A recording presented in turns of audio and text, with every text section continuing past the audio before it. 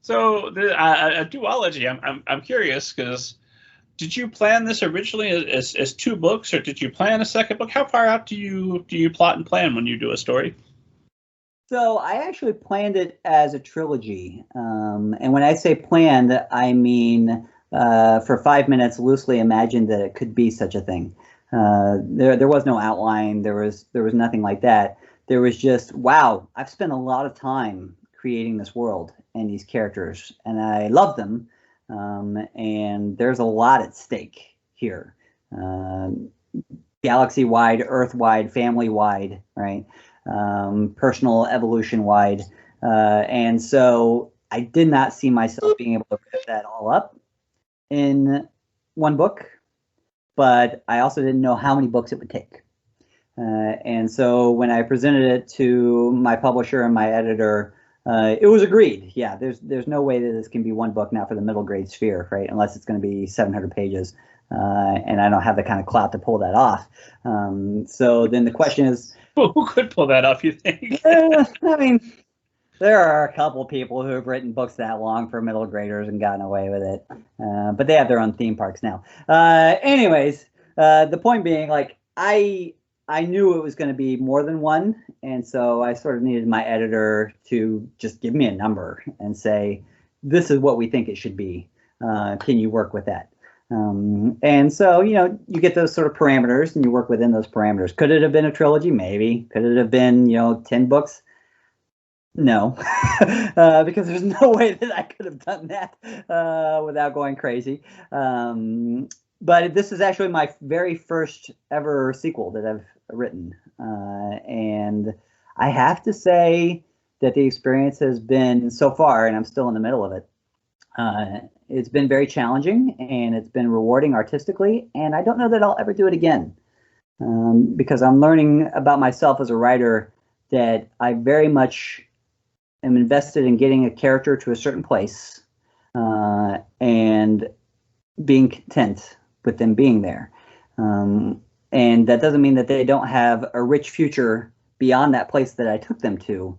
It just means that it's not my job at that point to imagine that future for them. Right? The reader can do it. Go write some fan fiction, whatever it is. And I've always gotten to that place with the book until I got to Stowaway, and it was immensely unsatisfying. And then it created tons of pressure for me to make it satisfying in the sequel, right? So that I get that same feeling that I do, that sort of Christmas present feeling when you're like, yes, that's where it's supposed to end up. And we'll see if it gets there. I want it to get there, obviously. But the fact that it takes 2 books to get that emotional rush for me as an author over the span of 3 or 4 years, as opposed to 1 book over the span of a year and a half, I'll probably go back to the immediate gratification of being content and happy with my stories and wrapping them all up. I say that to you, of course, you have a series. So you probably feel very differently about this.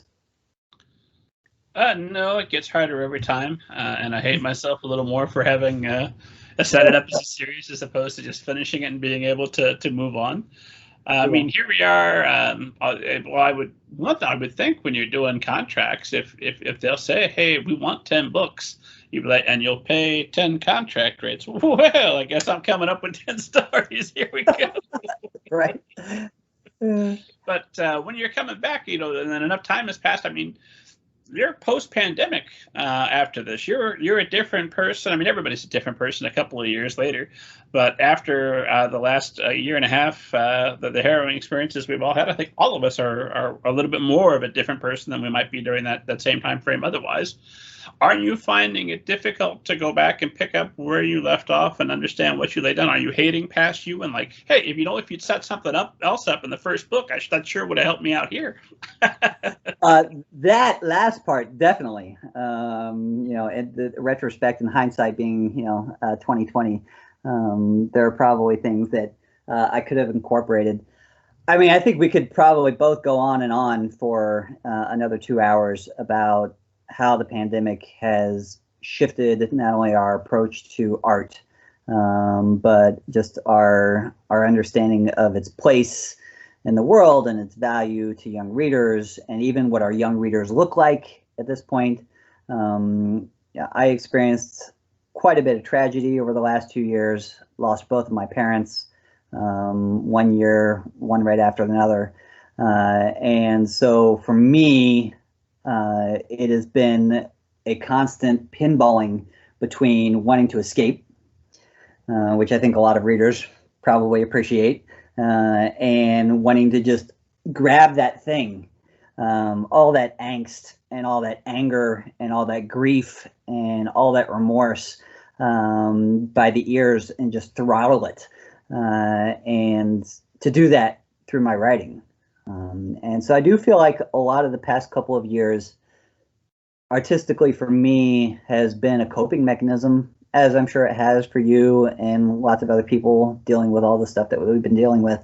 And it's been, very personal at times.